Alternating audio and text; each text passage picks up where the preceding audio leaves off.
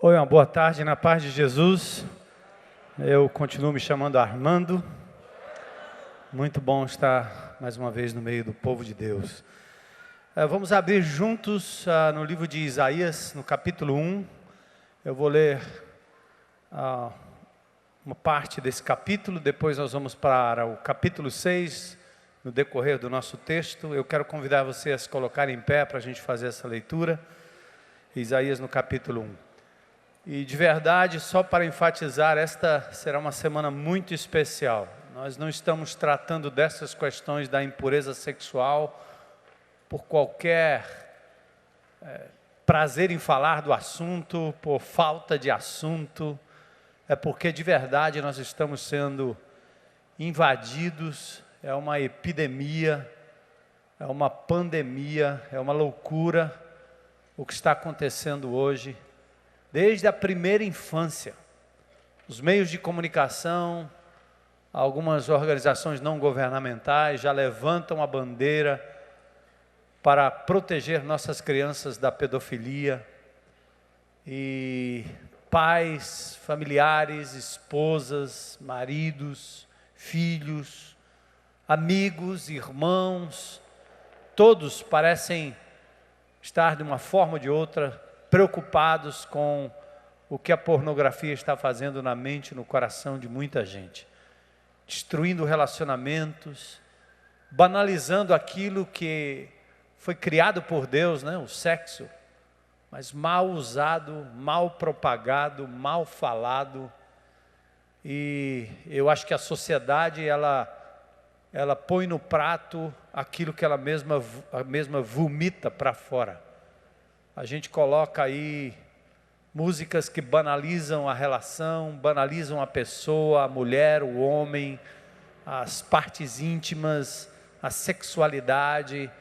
E isso é o que vai entrando na cabeça e na mente das pessoas, e no final é o que nós devolvemos à mesa. E não só adultos, não só aqueles que já se entregaram ao domínio do inimigo, mas infelizmente pessoas até inocentes, crianças, cada vez mais novas, tênues, tenras, são atingidas por essa loucura. Por isso a Igreja de Jesus precisa levantar a voz e falar um pouco sobre isso, e ajudar pessoas a serem resgatadas dessa coisa maluca, que não está na casa do vizinho, não está longe, distante, está bem pertinho da gente. Está a um clique, basta um clique. Então, acompanhe com carinho o que vai acontecer nessa semana, leve a sério, e realmente procure se inteirar, convide amigos, famílias, e é uma boa oportunidade para quem não conhece Jesus, conhecer que o único poder capaz de libertar o homem dos maus hábitos, dos seus vícios mais profundos, é a pessoa do Senhor Jesus Cristo. Há poder para resgatar as pessoas desta vida e destes hábitos. Creiam nisso. Isaías capítulo 1, versículos 1 em diante. A visão de Isaías, filho de Amós, que ele teve a respeito de Judá e Jerusalém, nos dias de Uzias, Jotão, Acás, Ezequias, reis de Judá.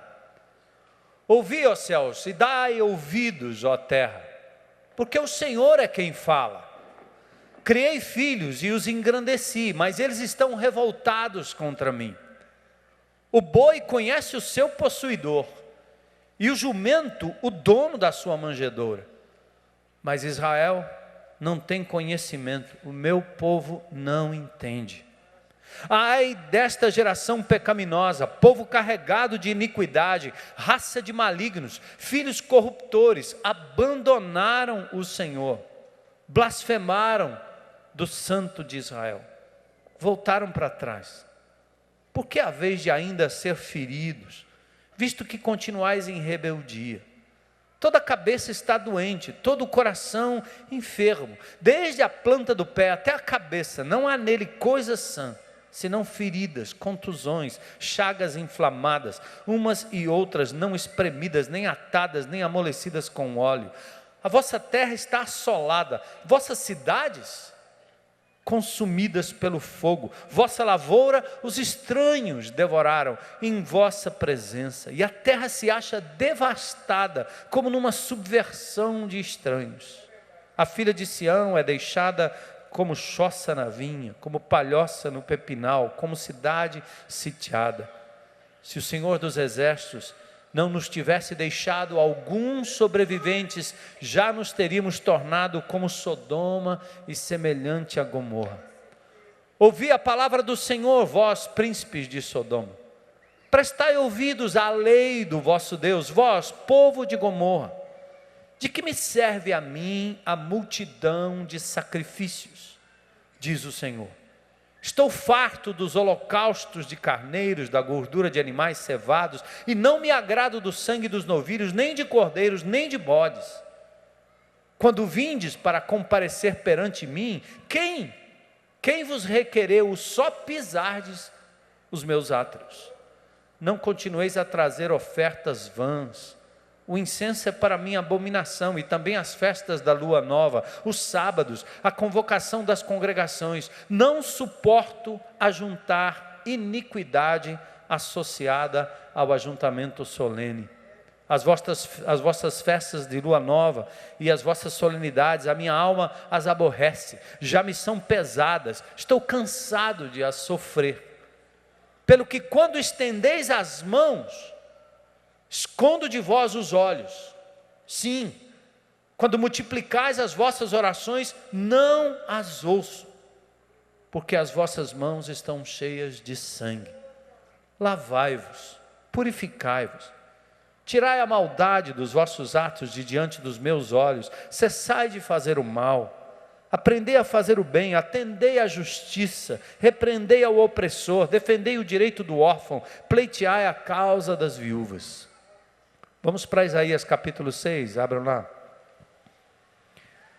No ano da morte do rei Uzias, eu vi o Senhor assentado sobre um alto e sublime trono, e as abas das suas vestes enchiam o templo.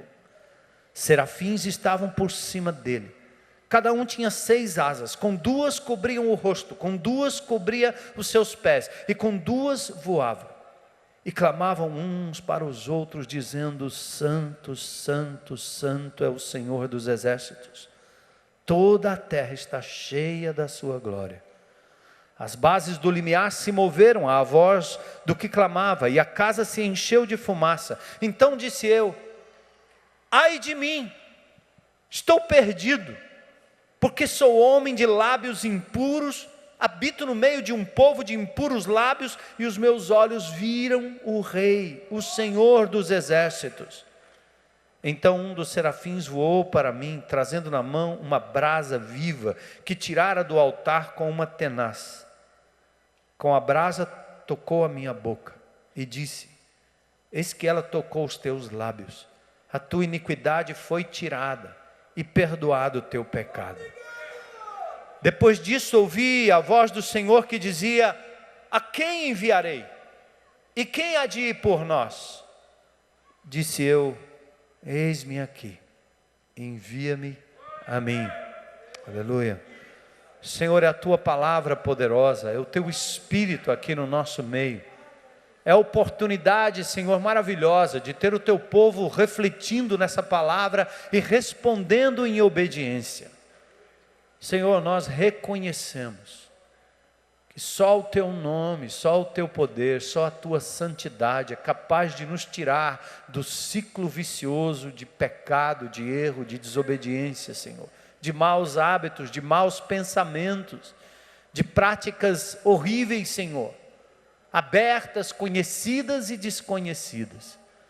Senhor, eu quero pedir em nome de Jesus, que mais do que o nosso culto, mais do que o nosso canto, mais do que a nossa oferta, Senhor, mais do que nossas orações, mais do que os nossos braços levantados para te adorar, que o nosso coração, Senhor, a nossa mente, o nosso interior,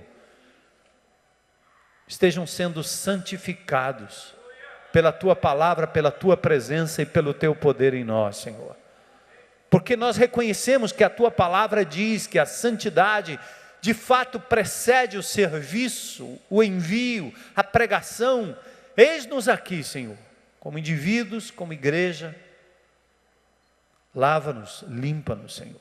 Coloca-nos imediatamente na Tua presença.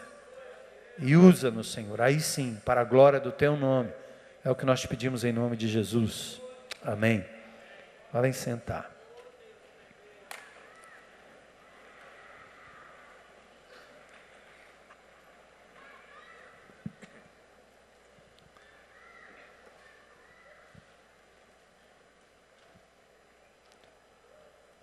Isaías era um profeta de família nobre, conselheiro de assuntos internacionais, homem de visão, e que foi chamado, convocado para denunciar os erros, os males da sua nação. Ele profetizou em Judá e morreu, segundo a tradição, cerrado ao meio. Talvez seja acerca de Isaías que o autor aos Hebreus, no capítulo 11, verso 37, fala acerca dos mártires e menciona aqueles que foram cerrados ao meio. Ele viveu nos dias destes reis, que no capítulo 1 nós declinamos logo no começo, e um destes era Acás, que buscou proteção de um outro país, e Ezequias, seu filho, apesar das reformas que fez, acabou fazendo aliança com nações estrangeiras. Isaías advertiu que se aquele povo continuasse em desobediência, seria levado para o cativeiro. Apesar de ser povo de Deus, apesar de ser chamado por Deus, escolhido por Deus, apesar de sermos filhos de Deus, Deus não nos deixa sem a sua disciplina. E Ele envia o seu povo para o exílio, para uma espécie de purificação à força. Quando o nosso coração vai ficando duro, quando a gente vai se acostumando com a lama do pecado, quando a sujeira já não nos incomoda mais, Deus então tem que intervir de uma forma dura, para mostrar que pecado traz consequência para a gente. Mas o fato é que Deus nunca deixará de tratar com o seu povo, de forma firme, às vezes carinhosa, misericordiosa, às vezes de forma dura. Então o livro de Isaías é um livro, quase o evangelho do Velho Testamento. Dos capítulos 1 a 39 nós temos as denúncias feitas contra Judá, contra as nações, contra Senaqueribe, rei da Síria, contra Israel. E nos capítulos 40 até o capítulo 66, nós temos a salvação que viria através do servo Messias, o servo sofredor. E fala do seu glorioso programa de paz, até do novo céus e da nova terra. Mas diante da santidade de Deus, agora a nação de Judá está sendo condenada pelos seus atos. Porque o nome de Deus está sendo profanado, usado de forma leviana. Então, Isaías tem uma visão nos dias do rei Uzias, é um rei bom. E por isso, naqueles dias, Isaías sente a perda deste grande rei. Embora o povo estivesse desanimado, frequentando o templo, fazendo tudo que a religião pedira, aliás, tudo que Deus pedira lá no começo, na lei. O povo estava fazendo tudo certo, mas havia uma frieza espiritual e uma mistura terrível. Não adianta buscar nas pessoas, nos programas, nos ministérios, nem na própria igreja, a fonte maior de santidade. O rei era bom, os ritos aconteciam, os sacerdotes estavam em plena atividade, o profeta falando, o povo vindo, adorando, cantando, tocando, levantando as mãos, dizendo amém, glória, aleluia. Mas Deus faz declarações pesadas. Se você percebeu, Deus fala dos sacrifícios, dos holocaustos, do povo vindo para se congregar, e Ele diz: quem foi que pediu que vocês viessem aqui? Deus diz: eu não consigo mais suportar os seus sacrifícios. Mas presta atenção, Era tudo que Deus tinha pedido para o povo fazer. É como se Deus entrasse aqui hoje e dissesse: olha, eu não aguento mais os seus cânticos, eu não aguento mais o seu amém, o seu aleluia, o seu levantar de mãos, eu não aguento mais as suas ofertas, não aguento mais nem a sua frequência ao seu PG ou ao seu grande ajuntamento. E aí, no verso 13 do capítulo 1, Deus dá a razão.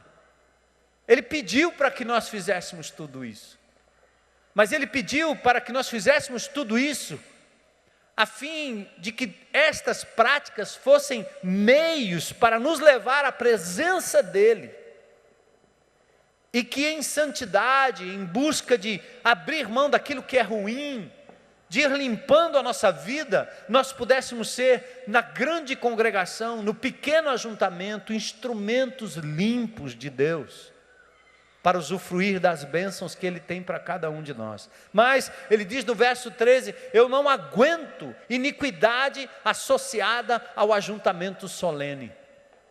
E é por isso que a nação brasileira continua batendo no povo evangélico, batendo na igreja evangélica, batendo no pseudo ou nos pseudo-pastores, que acumulam funções pastorais e outras funções mais, e ninguém sabe direito se está usando o nome sublime de quem tem uma função de alimentar o rebanho e de cuidar do rebanho, e não se envolver com outras coisas na vida. Mas a nação brasileira hoje, a sociedade como um todo, bate firme e feio numa igreja que se expressa em adoração, num cristianismo que de Roma a Jerusalém, ao Brasil, às capitais, é um cristianismo que mostra pouca coerência de vida. Um cristianismo que mata, que abandona, que separa, que discrimina. Um cristianismo que não tem misericórdia, que não ama. Um cristianismo que fala em progresso financeiro, prosperidade a qualquer custo, cura fácil e pouca transformação de caráter, que é o que a nação inteira clama. Toda a questão da impunidade toca no caráter dos nossos dirigentes políticos, governamentais. A igreja de Jesus, assim como a nação de Israel, era para ser uma luz para todos os povos, um reflexo da santidade de Deus, e não o contrário. Mas a esperança de que uma igreja fundamentada na palavra de Deus, e que anda na presença de Jesus, e que é levada a conhecer o Cristo vivo, pode de verdade andar em santidade. E ao invés de nós termos, como a igreja romana tem, pessoas que são declaradas beatas ou santas, nós temos, como a Bíblia diz, uma comunidade que foi declarada santa por Jesus, pelo Senhor, cuja vida reflete a vida de Cristo e anda ou busca andar em santidade. Assim estamos nós. Vamos sendo minados pouco a pouco pela valorização das coisas de Deus, sem valorizar a pessoa de Deus, a sua santidade. Santidade deve preceder o serviço. Serviço para Deus, fazer coisas para Deus, não produz limpeza da alma, não lida com as nossas falhas de caráter, não resolve o problema da pornografia, da sensualidade, da mentira, do roubo, não resolve. Mais do que as coisas de Deus e os ritos de Deus e a igreja de Deus e os líderes de Deus, nós precisamos de Deus, é da pessoa dele. A questão é crucial. E é por isso que nós partimos do capítulo 1 com uma pergunta dizendo, mas por que que esse povo, obedecendo às leis e os ritos, não conseguiu agradar a Deus? Onde é que está a resposta? Faltou penitência? Faltou o quê? Faltou palavra? Faltou mensagem? Faltou ritual? Faltou entrega? Faltou profecia? O que é que faltou? Faltou um povo capaz de andar na presença de Deus. A resposta, gente, para mim e para você, como foi para Israel, está exatamente no capítulo 6 de Isaías. E eu quero neste domingo aqui trazer esse fundamento que é um fundamento teológico, bíblico. E na semana que vem eu quero falar de uma forma muito prática sobre o porquê você alimenta na sua vida os maus hábitos numa espiral descendente, onde você não apenas sente culpa pelo que pratica, como você se sente envergonhado pelo que é, ou pelo que dizem que você é. E porque você não tem uma noção correta sobre você mesmo, porque você se acha tão zero, tão para baixo, tão errado, tão torto, tão pendente para o erro, porque as suas práticas continuam lhe escravizando e você vive esse drama. Porque você ouve as vozes da família, da tua história, de você mesmo, dos seus amigos, das demandas da sociedade. E porque se sentindo desvalorizado, você continua buscando uma forma de sublimar ou compensar isso com práticas que são horríveis. E você não consegue vencê-las, mas mesmo assim continua dizendo, glória a Deus. É que nós precisamos lhes apresentar, e eu quero fazer isso na semana que vem de forma muito prática, como a esperança em Cristo Jesus nos tira desta espiral de derrota. Porque antes de ouvirmos as vozes dos homens, a sua voz, a voz da sociedade, nós temos que ouvir a voz de Deus. Quem Ele diz que nós somos. Para que a nossa mente realmente sofra uma metanoia, uma transformação. Que a gente abra nossos ouvidos, nossos olhos, nossa mente, nosso coração, para aquilo que Deus está dizendo. E aí sim, nós conseguimos quebrar esse vício e esse ciclo terrível da vergonha, da culpa. Portanto, eu quero hoje, do ponto de vista bíblico e com esse texto aqui aberto, dizer claramente, santificação, vida pura, vida santa, não é resultado de práticas religiosas, nem ministeriais, nem ocupação com as coisas de Deus. Está provado aqui, que a iniquidade, ela persiste lá num cantinho do nosso coração, enquanto a gente associa as práticas de ministério, de vida. Eu tenho visto isso na vida de líderes, homens de Deus, todo dia, uma lista enorme de gente tropeçando, líderes tropeçando, abandonando família, caindo na pornografia, caindo na imoralidade, caindo em coisas terríveis. Por que isso? Se esses homens e se essas pessoas estão diuturnamente envolvidas com as coisas de Deus, com o ministério. Presta atenção, gente. Nem esse livro é maior do que o autor dele. Nenhuma obra, nenhum ministério, nenhuma prática que fala de Deus, em nome de Deus, é maior do que Deus. E aqui está o texto de Isaías, para talvez nos levar, junto com Isaías, a uma reflexão sobre a nossa própria vida e a nossa própria caminhada. Isaías viu mais do que as circunstâncias. O texto diz aqui que foi no ano da morte do rei Uzias, ou seja, ano de perda, ano de morte, ano de prejuízo, tempo de prejuízo. talvez você esteja vivendo algo muito parecido.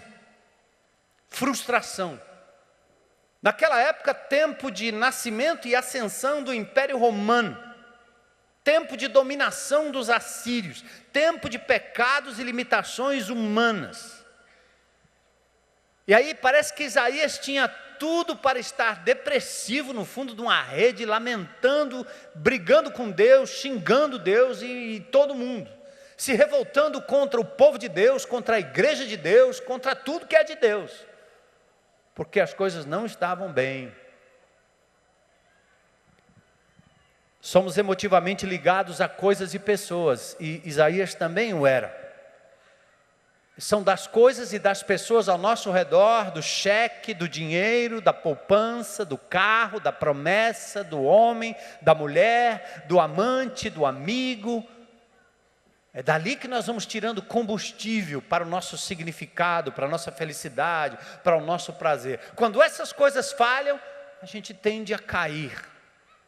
E o texto aqui está dizendo que o tempo era o pior possível, como pode estar sendo o pior tempo para você. Dá uma olhada ao redor, dá uma olhada nas estruturas, dá uma olhada nos programas, nos projetos, nas propostas, na nação, na sua família. Tudo pode estar bem ou tudo pode estar mal, porém não se iluda, nada disso pode produzir o pré-requisito divino para a devoção e o serviço. Santidade, santidade. O verso 1 diz que no ano da morte do rei Uzias, ele está mencionando para dizer que as coisas não andavam bem, mas ele não fixou os seus olhos naquilo, ele disse: os meus olhos viram o Senhor, eu vi o Senhor. A palavra Senhor aqui é Adonai, meu Senhor. Aquele que é capaz de levar a cabo todos os seus planos, todos os seus propósitos. E o texto diz: Isaías viu Deus. E aí vem a descrição: ele estava sentado num alto e sublime trono. Pausa aí. Esse não é um Deus fraco, esse não é um Deus feito de barro, de tijolo, esse não é um Deus feito de cerâmica, esse não é um Deus feito de madeira, esse não é um Deus que você põe num tubo de ensaio, esse não é um Deus que você manipula, que você pendura ele em qualquer lugar. Não, não, não, não. Esse Deus, visto por Isaías, estava num alto e sublime trono. Aqui uma indicação de que ele está numa posição de rei, de juiz, que preside para sempre. Salmo 29:10, o Senhor presidirá para sempre. Para que a sua vida possa ser lavada, para que os seus maus hábitos possam ser vencidos, para que Deus possa de verdade lhe usar como um instrumento limpo, puro, abençoado. Você precisa tirar os olhos da desgraça ao redor, ou da loucura interior. Você precisa erguer a sua cabeça e olhar para o Senhor como Isaías olhou naquele dia. Eu vi o Senhor sentado num alto e sublime trono. Saber que Ele tem o domínio, não é o diabo, não é o mundo, não é o seu vício, não é o vício que está lhe arrebentando, lhe envergonhando, acabando com você. Não é isso que deve dominar a sua vida. Há alguém maior do que isto, do que tudo isso. Você precisa ser lembrado que Deus é maior. O nosso ser superior se chama Jesus. Ele está assentado num alto e sublime trono. Ele domina, inclusive meus instintos carnais. Todo o meu desejo, todo o meu pensamento, tudo que a minha natureza humana seja capaz de fazer por conta da queda, por conta da minha família, por conta daquilo que eu sofri, por conta do abuso, por conta da discriminação. E quando eu me enfio neste mundo e fico com a autocomiseração, dando uma de coitadinho e culpando todo mundo, Isaías diz: neste momento, eu vi o Senhor assentado no trono. As suas abas suas vestes ou as abas das suas vestes, ou seja, aquela coisa ao redor da visão, né? Era uma visão, Isaías estava vendo uma visão, e na sua visão o Senhor estava no trono. Não tem a ver com nada físico, mas na visão ele viu o Senhor assentado no trono e suas vestes, como um vestido, as suas abas, enchiam o templo. O que quer dizer isso? É que não havia lugar para mais ninguém no templo. A Bíblia diz para mim hoje que eu sou, você é, nós somos templo do Espírito de Deus. Eu li hoje no jornal O Povo, numa página de espiritualidade, infelizmente um pastor, alguém que se diz pastor, escreveu um artigo. E esse artigo começava dizendo assim, que alguns pregadores diziam que o templo hoje, dos templos evangélicos, poderiam ser utilizados durante a semana para servirem de escola, de abrigo, de apoio e tal. E ele disse, é um absurdo.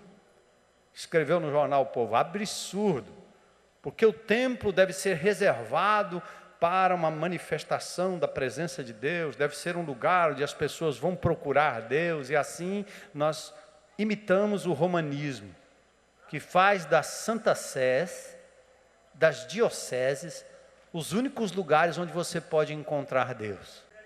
O meu Deus, o Deus da Bíblia, Ele é onipresente. Na dor, na tristeza, na angústia, no quarto, escondido, aparecendo, na montanha, no vale, no dia a dia, Deus é Deus, pode ser achado e encontrado em qualquer lugar. Ele reina. Glória a Deus. Essa igreja aqui já aprendeu. Há muito tempo nós destruímos aquele velho templo, que o povo chamava de templo. Vamos à igreja. Como? Nós somos a igreja. Quando nos reunimos em nome de Jesus, Ele está lá no nosso meio. Ele disse que estaria ali de uma forma poderosa. Por isso a gente pode mudar e dizer, vá para a tenda. O indivíduo já sabe logo, a tenda. Quando você passar por aqui, não diga, ali é minha igreja. Não, diga, ali é a tenda, onde a minha igreja se reúne. E quando ela está lá embaixo, 2 ou 3 reunidos em nome de Jesus, o poder de Deus se manifesta ali. Mas ele pode ser achado em todo e qualquer lugar, inclusive de casa em casa. Sabe por quê? Essa noção de que Deus está localizado é uma maneira da gente se esconder dele. É uma maneira da gente se ver livre dele logo depois que passa o portão. Dobrou a esquina, o irmão já fica logo bravo com o outro porque não subiu a rampa, e aí o diabo começa a ter espaço, porque ele já saiu do perímetro da santidade. É disso que Deus diz, eu não suporto isso. Porque Deus conhece o seu coração e a sua índole.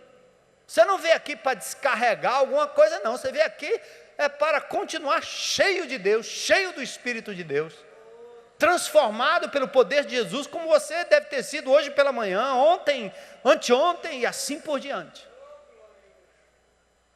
Então, equívoco de uma teologia que coloca Deus lacrado num templo.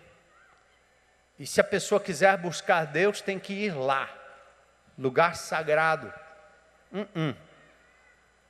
Eu vi o Senhor assentado no seu alto e sublime trono, suas abas enchiam o templo. Aqui quer dizer, a glória do Senhor enche todas as coisas. Não há espaço para homem, nem para mulher, nem para marido, nem para filho, nem para esposa. Não tem lugar para avô, nem avó, nem neto. Não tem lugar para ninguém.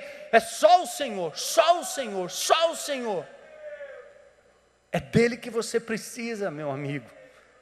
Só dele. O que estamos vendo no meio da luta?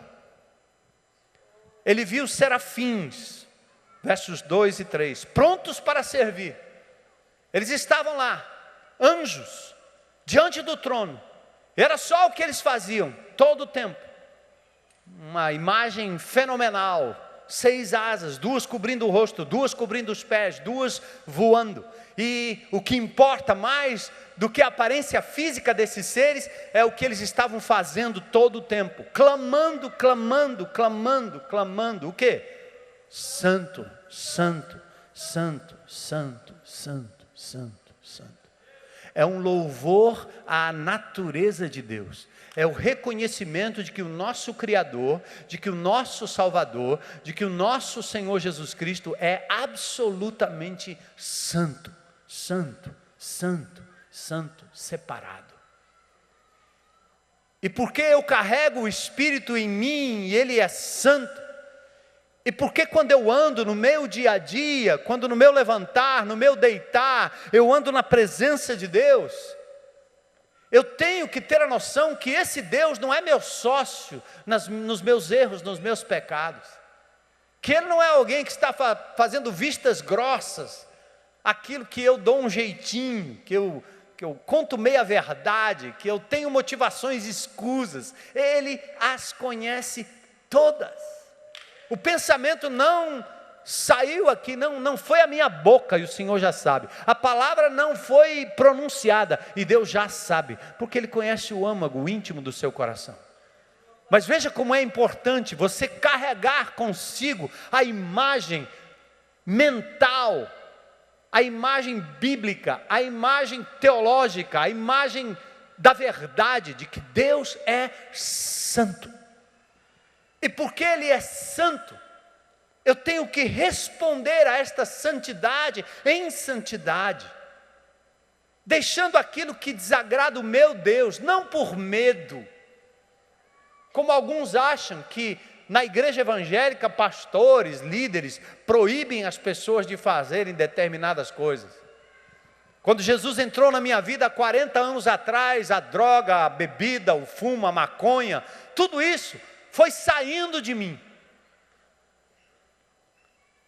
Quando a minha recém-namorada, naquela época dos meus primeiros anos, Heloísa me dizia: olha, você não pode fazer isso, porque crente não faz isso, crente não isso, crente não aquilo. Eu fazia era desafiá-la. Eu disse: agora que eu vou mesmo? Você está dizendo que crente não faz, que a igreja proíbe, que o pastor não sei o quê. Eu não estou nem aí com esse negócio. Eu entreguei minha vida a Jesus, e Ele disse que ia me mudar, Ele disse que ia me mudar, e está me mudando, então eu vou para lá, eu quero ver como é. E quando eu voltava para o mesmo lugar, para a mesma roda, para o mesmo canto, e a fumaça subindo, e o povo lá falando e fazendo besteira, algo aqui dentro de mim dizia: seu lugar não é mais aqui. E eu dizia: cara, não dá mais. E os caras diziam: o que que houve? Eu disse: eu não sei explicar direito. No princípio eu tinha até vergonha de dizer. Depois eu tive que explicar: cara, não dá mais. O tal do Jesus entrou na minha vida. E Ele está tirando de mim o gosto, cara. Eu não quero. Eu não vou. Eu não preciso mais. Cara, tem um negócio aqui dentro de mim que está me trazendo um high in the sky, né? Muito maior, macho. Não, mas ó, só um aí, meu.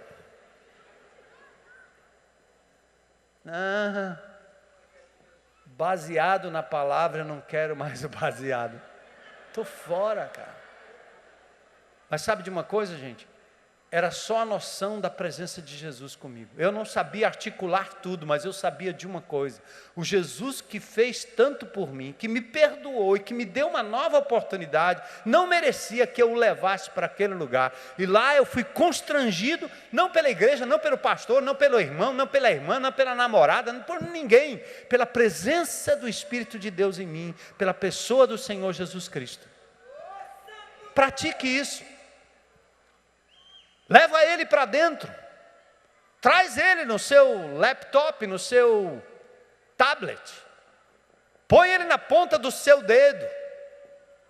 Os meus olhos viram o Senhor, sentado num alto e sublime trono. Suas abas vestiam ou enchiam o templo, Os serafins clamavam: santo, santo, santo, santo, santo, santo. É esta visão que eu preciso, nos momentos de luta, de angústia, de falha, de falência, de doença, de medo, de tribulação, de incerteza, de dor. É isso que eu preciso.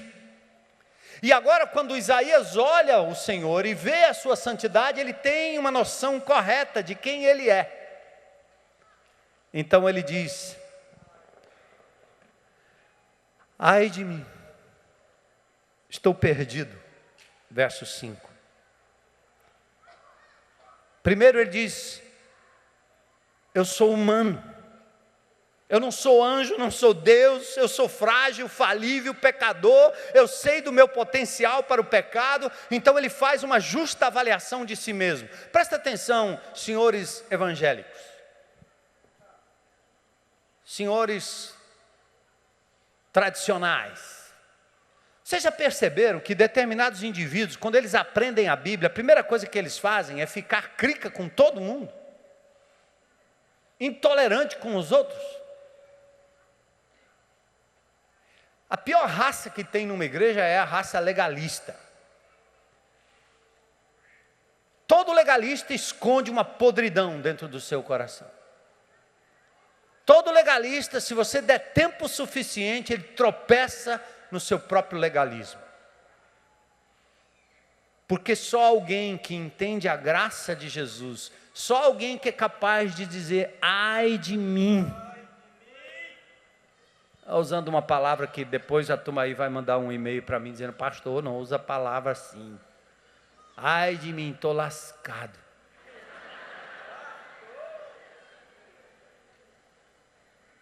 De vez em quando eu cometo esses deslizes, né? Aí vocês sabem, falha humana, falha nossa. Mas só quem tem a noção do quanto nós somos, ou do quanto se é falível, frágil, é capaz de ver a glória de Deus e ter primeiro uma noção da sua própria fragilidade e olha para o outro com olhos de misericórdia. Ouviu, igreja? Seja misericordioso para com aquele que está enrolado, que está laçado, algemado por um vício, por um pecado, por uma dor, por uma luta. Seja misericordioso, porque é neste estado que o Senhor nos encontrou, e é nesse estado que nós nos metemos, toda vez que nós tiramos os olhos do santo, santo, santo, santo, santo. E ele diz: eu sou um pecador, ai de mim, sou uma pessoa de lábios impuros. Diferente dos serafins, Isaías achou-se indigno para o louvor. Eu não tenho nem como louvar o teu nome, Senhor. E habito no meio de um povo de impuros lábios. E aqui eu não acho que Isaías acusou o povo ou tentou fazer qualquer tipo de comparação, ou ele não foi depreciatório, mas diante da glória do Senhor e da presença santa, ele diz: nós somos iguais, é só isso. Eu sou o que eles são o que eu sou. Nós somos frágeis pecadores, carentes dessa visão da glória de Deus, da santidade de Deus, para sermos lavados. Temos que admitir quem somos e como estamos, antes de fazermos algo para Deus. Só assim nós podemos ser lavados por Ele, é possível. Temos que admitir como estamos, antes de olharmos para os outros. Todos precisamos ser lavados, purificados pelo Senhor, e só há um lugar onde nós podemos criar essa consciência, é a presença de Deus, é andarmos dia a dia, hora a hora, minuto a minuto, na presença ou com a noção de quem Deus é e que Ele está. E aí, quando Isaías admitiu isso, o Senhor interveio. O Senhor veio ao encontro do seu servo. O Senhor foi buscá-lo no mais profundo abismo, como buscou Paulo, como me buscou, como lhe buscou, como é capaz de te achar. Onde é que você está, cara? Onde é que você se meteu? Qual o buraco da pecaminosidade que você está? Qual é o grau das suas loucuras mentais, das suas práticas, dos seus hábitos que você sente que não consegue vencê-los? Quando você olhar para esse Senhor, admitir a sua santidade, clamar pela sua presença, Ele mergulha onde você está e faz aquilo que Ele fez com Isaías. Deus não despreza o programa, nem a festa, nem o ritual, nem o holocausto, nem a oferta, nem o cântico, nem o ajuntamento. O que Ele abomina é a mistura das duas coisas. Ele abomina os que buscam no ativismo, no serviço e nos eventos a fórmula de santificação. Iniquidade agora é tirada e o pecado é perdoado. Deus providencia. Um daqueles seres pega então uma brasa viva, tirada do altar com uma tenaz, uma espécie de garfo, de alicate, agarra aquela coisa queimando como fogo, toca nos lábios para indicar purificação. E naquele momento há perdão. Sua iniquidade está perdoada. O que Deus está querendo dizer para você é que você pode sair desse ciclo, desse hábito, dessa coisa ruim que está lhe massacrando, lhe distanciando de Deus, te fazendo ter que disfarçar que você é espiritual, quando na verdade não precisa nada disso. Deus já sabe onde você está, Deus sabe do seu estado. Mas Ele está indo ao seu encontro agora com a tenaz. E no Novo Testamento nós temos o sangue do Cordeiro, o sangue de Jesus derramado por nós. Cristo já pagou o preço do seu pecado. Sai para fora. Você não precisa viver mais no cárcere da iniquidade, do erro, da mentira, do vício, como eu vivi anos na minha vida. Iniquidade perdoada, pecado perdoado. Se queremos os resultados espirituais em nós e na igreja de Jesus, nós temos que começar por esse andar na presença de Deus, todo o tempo, reconhecendo a sua majestade, sua glória e sua santidade. Aí veio a confissão e veio a consagração. E por fim Isaías viu o chamado de Deus para a obra no verso 8. Agora ele está pronto. Veja que interessante a sequência. No ano da morte dos reis Uzias, tudo mal. As coisas não andam bem, não é verdade? Nem ao seu redor, talvez nem em você, nem na sua família, nem nas suas coisas. Mas no ano da morte do rei Uzias, ele levanta os olhos, ele ergue a sua cabeça e vê o Senhor sentado no alto e sublime trono, e Ele é santo, santo, santo, santo. Ele admite sua pecaminosidade, recebe uma ministração divina de libertação, de limpeza, de perdão. Há perdão no sangue de Jesus, no poder de Jesus. Se você disser que não tem pecado, você é mentiroso. A verdade não está em você, nem está em mim, nem está em nós. 1 João 1,8. Mas se você confessa os seus pecados, 1 João 1,9, Ele é fiel, Ele é justo para perdoar os pecados e nos purificar de toda a injustiça. Olha aí a tenaz, olha aí a brasa divina. O sangue de Jesus derramado na cruz do Calvário por nós. Tem salvação, tem esperança. Mas aí Deus dá um grito, um chamado, que é para mim e que é para você. A quem enviarei? E quem há de ir por nós? É interessante o plural aí, né? A quem enviarei? Quem há de ir por nós? A Trindade, Deus Pai, Filho e Espírito Santo, reunidos em conselho para criar, para salvar, para manter, preservar a raça humana. Deus Pai planeja a salvação, o Filho torna viável na cruz do Calvário, o Espírito Santo aplica. Deus Pai planeja a criação, o Filho com sua palavra executa, o Espírito Santo de Deus paira sobre a face da terra, sustenta todas as coisas. A quem enviarei? E quem há de ir por nós? Quem? Agora é uma hora que Deus está olhando para você aqui, século 21, e dizendo assim: essa sociedade vai continuar apodrecendo desse jeito, E nós vamos ficar aqui parados como se nada tivesse acontecendo. A criminalidade vai continuar. A exploração sexual vai invadir essa cidade na Copa das Confederações e nós vamos ficar aqui de braços atados. As famílias vão continuar sendo arrebentadas, crianças estão quebrando a sua inocência logo cedo, a criminalidade, o roubo, a mentira, a pornografia, a prostituição, a impunidade, a corrupção está tomando conta do nosso país, do nosso estado, da nossa cidade, do seu trabalho, do seu condomínio, da sua casa, e nós vamos ficar aqui parados, alimentando o nosso próprio pecado,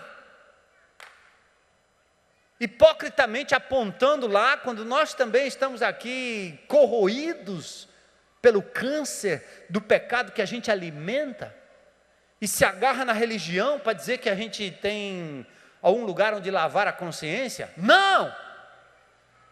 Somos pecadores, sim, mas salvos pela graça de Jesus, e onde abundou o pecado, superabundou a graça de Deus, e Jesus nos libertou para sermos sal que salga, sal que não permite que apodreça, sal que conserva, para que o apodrecimento não seja tão rápido quanto poderia ser, e luz que ilumina caminhos escuros de crianças, famílias, mulheres, jovens, adultos, homens. Então Deus está olhando para você hoje, olhando para mim, olhando para nós, olhando para essa igreja e dizendo assim: a quem enviarei e quem há de ir por nós? Agora nós temos que responder como Isaías. Isaías agora podia dizer, a despeito do ano mais terrível, a despeito de eu reconhecer a minha pecaminosidade e a pecaminosidade do meu povo, a nossa fragilidade, os meus olhos viram o Senhor, meus lábios foram purificados pela presença de Deus na minha vida, pelo perdão incondicional divino. Então, eis-me aqui, Senhor, envia-me a mim, eu estou pronto, porque Deus não planejou pregar o Evangelho e mudar a sociedade através de anjos, não, Ele quer fazer através de você. Você é um agente de transformação na sua casa, na sua vida, na sua vizinhança, por onde quer que você passe. Essa semana eu estive na procuradoria aqui, numa reunião de procuradores, e eles falavam contra essa PEC 37, que tira do Ministério Público o poder de investigação, a fim de que isso fique restrito à Polícia Civil e à Polícia Federal. Isso quer dizer que crimes cometidos pela própria polícia, crimes cometidos pelos próprios legisladores, pelos políticos, não seriam mais investigados. E o Ministério Público chama e convoca a liderança da Igreja de Jesus, dizendo: nós cremos que vocês, que lutam pela justiça e pela verdade, podem nos ajudar contra essa lei da impunidade. Eu fiquei ouvindo tudo aquilo ali, dizendo: meu Jesus, misericórdia de nós. Me deram a palavra e eu disse, uma das razões que eu não gostaria de ver o Ministério Público banido das investigações é para que o Ministério Público investigue a vida dos pastores e a vida das igrejas em primeiro lugar. Que a justiça comece por nós. Que a vida dos homens de Deus sejam vidas que reflitam a glória de Deus e mereçam, pelo respeito e pela integridade, o direito de dizer: está errado. Está errado. E eu acredito que Deus está levantando um povo santo. Homens e mulheres que estão virando a mesa, que estão andando na contramão da história. Jovens, meninos, meninas, que estão virando a mesa, andando na contramão da história e fazendo as mudanças que o Senhor quer que o seu povo faça, para que muitos venham ao conhecimento de Jesus. para que a sociedade possa saber que há um lugar onde a glória de Deus se manifesta, onde o Deus Santo funciona, porque Ele é presente e porque as pessoas assim andam na presença dEle. Você está pronto?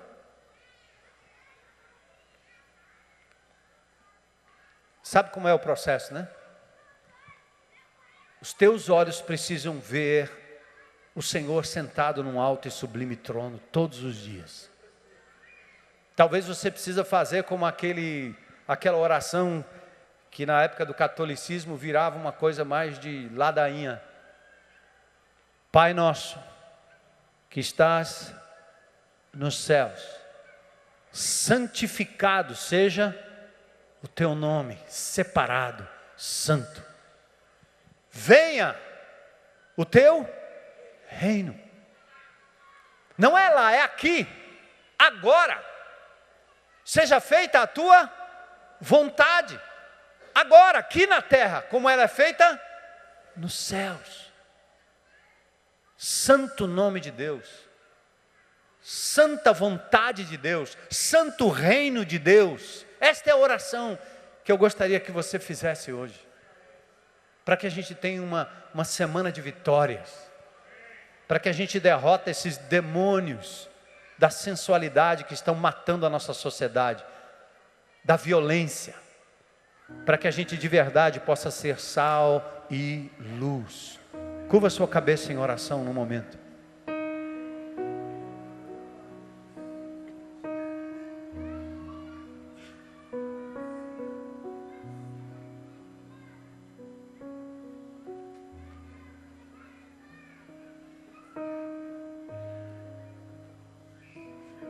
Eu queria que você respondesse hoje a essa pergunta do Senhor. Você sabe como está a tua vida? Você sabe o que está impedindo o fluir da graça de Deus na sua vida? Você sabe. Você sabe o que está te amarrando.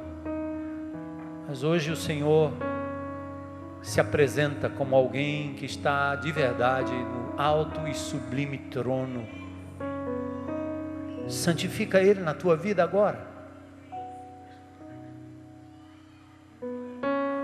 Eu quero convidar qualquer pessoa aqui da congregação. Eu não espero que seja muitos. Basta alguns. Bastam alguns.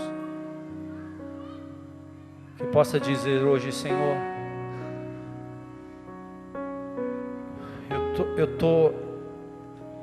eu te contemplo hoje como um Deus santo. Me lava, me limpa daquilo que está me impedindo de ser um servo autêntico nas tuas mãos. Eu quero a vitória na minha vida, Senhor.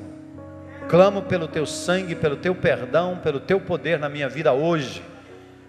E volto para casa, Senhor, na tua presença, disposto e pronto a dar um passo de vitória, deixando de fazer aquilo que é errado e fazendo aquilo que é certo, para a glória de Deus.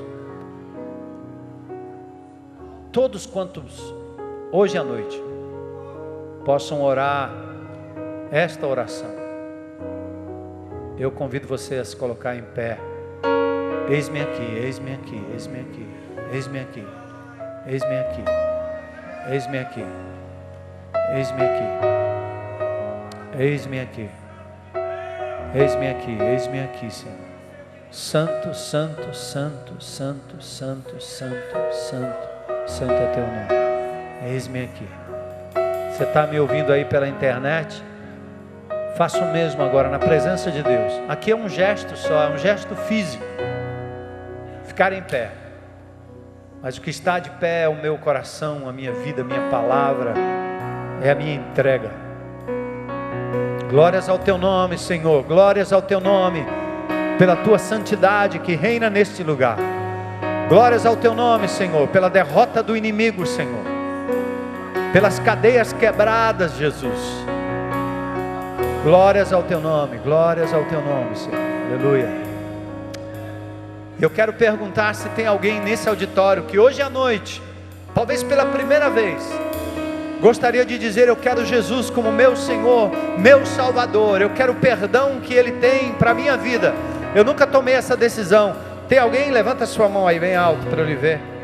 Glórias ao teu nome, Jesus.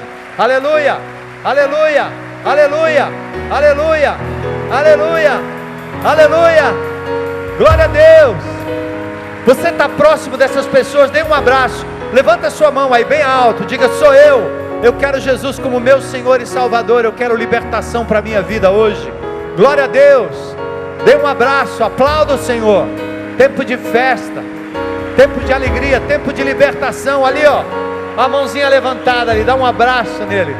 Glória a Deus. Lá atrás, olha, lá atrás, estou vendo duas mãozinhas lá levantadas, em nome de Jesus. Glória a Deus, glória a Deus, glória a Deus, glória a Deus.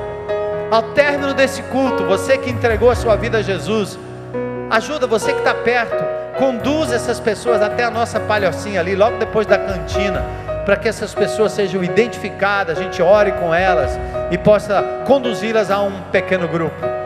Gente, que tenha uma semana preciosa na presença de Deus, amém? Olha, mãos e mãos e mãos se levantando ali, mãos e mais mãos se levantando. Glória a Deus. Essa é a lógica bíblica.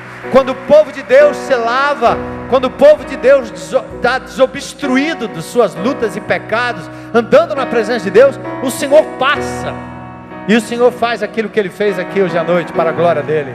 Aleluia.